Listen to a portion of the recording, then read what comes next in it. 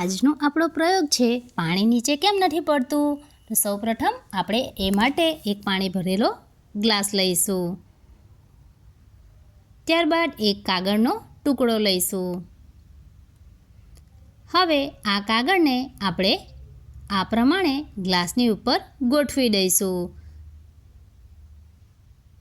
ત્યારબાદ કાગળ ઉપર આ પ્રમાણે હાથ ગોઠવી અને આપણે ગ્લાસને પલટાવી લઈશું. તો અહીં આપણે જોઈ શકીએ છીએ કે પાણી નીચે પડતું નથી. તો આ પ્રયોગમાં બે બળ કામ કરે છે. એક છે સપાટી તાણ.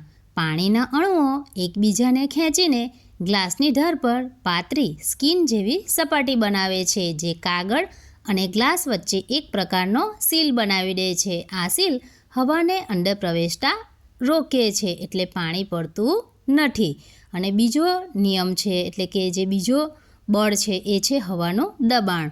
તો ગ્લાસની અંદરની જે હવા છે એ ગ્લાસના જે ઉપર લગાવેલ કાગળ છે, બરાબર, એના ઉપરના અંદરના પાણીના વજન કરતાં વધારે દબાણ કરે છે, જેને કારણે જે કાગળ છે ગ્લાસ સાથે